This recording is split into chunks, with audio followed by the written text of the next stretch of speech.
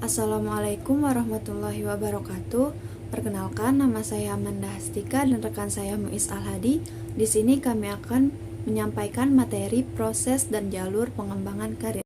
Dalam materi ini yang akan dibahas yaitu proses karir, pengertian pengembangan karir, tujuan jenjang karir jabatan, dan faktor-faktor penentu karir. Yang pertama yaitu proses karir. Proses karir adalah suatu proses yang sengaja diciptakan perusahaan untuk membantu karyawan agar lebih meningkatkan karir mereka. Karir adalah bagian yang penting dan akan berubah secara terus-menerus, terjadi dalam perjalanan dan kehidupan karyawan yang bekerja. Proses karir merupakan suatu kerangka yang dibangun dalam upaya membantu karyawan, seperti menggambarkan secara jelas keahlian, nilai, tujuan karir, serta kebutuhan untuk pengembangan. Merencanakan untuk mencapai tujuan karir, secara kontinu mengevaluasi, merevisi, dan meningkatkan rancangan. Berikutnya, untuk mencapai proses karir yang baik, kita perlu memerhatikan beberapa prinsip. Yang pertama, karyawan bertanggung jawab terhadap karirnya sendiri. Yang kedua, keahlian karyawan didasarkan pada usaha perjuangannya sendiri. Yang ketiga, perencanaan karir dibuat secara sadar dan sukarela. Yang keempat, menggunakan continuous improvement untuk menumbuhkan pribadinya. Dan yang terakhir dan yang kelima, sukses dijabarkan dengan baik oleh diri karyawan itu sendiri. Selanjutnya, pengertian pengembangan karir. Pengembangan karir adalah peningkatan pribadi yang dilakukan seseorang untuk mencapai suatu rencana karir dan peningkatan oleh Departemen Personalia untuk mencapai suatu rencana kerja sesuai dengan jalur atau jenjang organisasi. Pilihan arah atau jalur pengembangan karir meliputi: pertama, enrichment, yaitu pengembangan dan peningkatan melalui pemberian tugas atau assignment secara khusus. Ini merupakan bentuk umum dari pengembangan karir. Yang kedua, lateral, yaitu pengembangan ke arah samping suatu pekerjaan yang lain yang mungkin lebih cocok dengan keterampilannya dan memberi pengalaman yang lebih luas, tantangan baru, serta memberikan kepercayaan dan kepuasan yang lebih besar. Yang ketiga ya ada vertikal, yaitu pengembangan ke arah atas pada posisi yang mempunyai tanggung jawab dan wewenang yang lebih besar dibanding keahlian khusus atau keahlian khusus yang baru. Yang keempat ada relocation, yaitu perpindahan secara fisik ke unit organisasi lain atau ke tempat yang dapat melengkapi kesempatan pertumbuhan dan peningkatan keinginan dan kemampuan karyawan untuk tetap pada pekerjaan yang sama. Yang kelima ada exploration, yaitu menjelajah ke arah yang lebih luas lagi kepada pilihan karir di dalam unit organisasi maupun di luar unit organisasi untuk mencari dan mengumpulkan informasi sengaja dapat menjawab pertanyaan, membuat suatu keputusan tentang potensi karir yang akan dipilih.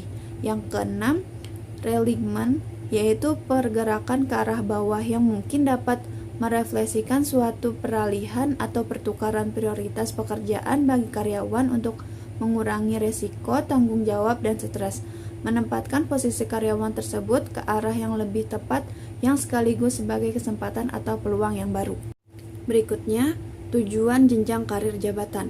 Menurut Sutrisno 2009, jenjang karir jabatan bertujuan: pertama, memberikan kepastian arah karir jabatan karyawan dalam kiprahnya di lingkup organisasi.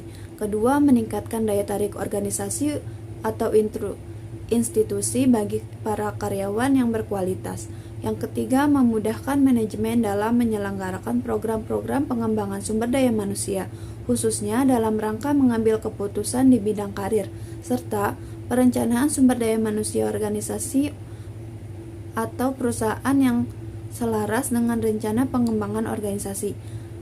Yang keempat, memudahkan administrasi kepegawaian khususnya dalam melakukan administrasi pergerakan karyawan dalam arah karir, promosi, rotasi, ataupun demosi jabatan. Selanjutnya, faktor-faktor penentu karir. Ada 5 faktor yang akan mempengaruhi baik tidaknya karir seorang karyawan. Untuk itulah kelima faktor tersebut harus dikelola oleh karyawan dengan baik.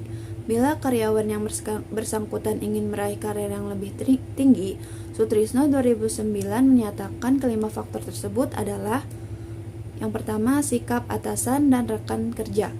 Bila ingin karir berjalan dengan baik, seseorang harus menjaga diri, menjaga hubungan baik kepada semua orang yang ada di organisasi atau perusahaan tersebut, baik terhadap atasan maupun terhadap teman sekerja. Kedua, pengalaman. Pengalaman dalam konteks ini dapat berkaitan dengan tingkat golongan senioritas seorang karyawan, tetapi dalam mempromosikan senior juga bukan hanya mempertimbangkan pengalaman saja, tetapi juga mempertimbangkan pada kemampuan dan keahlian. Yang ketiga ada pendidikan. Faktor pendidikan biasanya menjadi syarat untuk duduk di sebuah jabatan. Apabila semakin berpendidikan, seseorang akan semakin baik, atau dengan kata lain, orang yang berpendidikan tinggi akan memiliki pemikiran yang lebih baik pula. Yang keempat ada prestasi. Prestasi dapat saja terjadi dari akumulasi dari pengalaman, pendidikan, dan lingkungan kerja yang baik. Pengaruh prestasi dalam menentukan jenjang karir akan sangat jelas terlihat. Standar untuk menduduki jabatan tertentu dominan berdasarkan prestasi. Dan yang kelima, faktor nasib. Faktor nasib juga turut menentukan, walaupun diyakini porsinya sangat kecil. Adanya proses nasib yang turut mempengaruhi harus kita yakini ada, karena dalam kenyataannya ada yang berprestasi tapi tidak pernah mendapat peluang untuk dipromosikan. Beberapa hal yang dapat dipakai oleh setiap individu untuk mengembangkan dirinya antara lain yaitu 1. Berusaha mengenal diri sendiri. 2. Berusaha mengenal kekuatan diri sendiri. 3. Berusaha mengenal kelemahan diri sendiri. Berusaha mengembangkan interaksi dan komunikasi terbuka dengan lingkungan yang positif dan edukatif. 4. Membiasakan diri selalu mengadakan kritik terhadap diri sendiri, mengevaluasi diri, dan mengembangkan rasa humor. 5. Mencoba menerima keadaan secara rasional dan objektif. 6. Membiasakan diri selalu mengadakan pengecekan dan teliti dalam setiap tindakan. 7. Memiliki tujuan dalam tahapan yang terprogram. 8. Tidak mengimitasikan diri pada seseorang, tapi mandiri. Prinsip pengembangan karir adalah yaitu yang pertama, pekerjaan itu sendiri mempunyai pengaruh yang sangat besar terhadap pengembangan karir. 2. Untuk pengembangan skill yang dibutuhkan ditentukan oleh permintaan pekerjaan yang spesifik.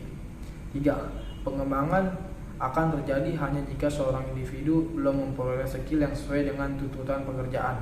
4. Waktu yang digunakan untuk pengembangan dapat direduksi atau dikurangi dengan mengidentifikasi rangkaian penempatan pekerjaan individu yang rasional. 5 langkah dalam perencanaan karir, yaitu yang pertama, tetapkan sasaran 5 atau 10 tahun mendatang, bidang pekerjaan apa dan posisi apa yang ingin diraih dalam 5 atau 10 tahun mendatang. 2. Pikirkan pengembangan skill dan pengetahuan untuk mencapai sasaran pada poin 1.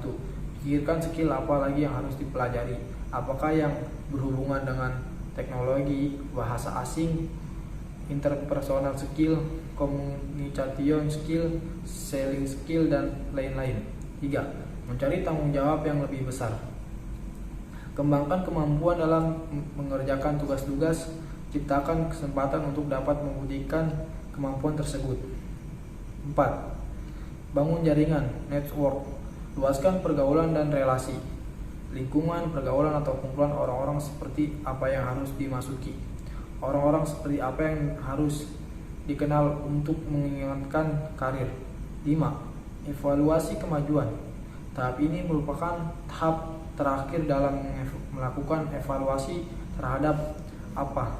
Setelah melakukan evaluasi, susun kembali sasaran baru bila diperlukan. Peran organisasi dalam manajemen karir, yaitu yang pertama, menyediakan employee assessment dan career planning workshop. 2. Mengadakan career coaching workshop. Mendirikan employee career centers. 4. Mengurus internal job dan talent bank. 5. Career partnership centers. Manfaat perencanaan dan pengembangan karir, yaitu yang pertama, mengembangkan para karyawan yang dapat dipromosikan. 2. Menurunkan tingkat berputaran karyawan. 3. Mengungkap potensi karyawan. 4. Mendorong pertumbuhan. 5. Memuaskan kebutuhan karyawan. 6.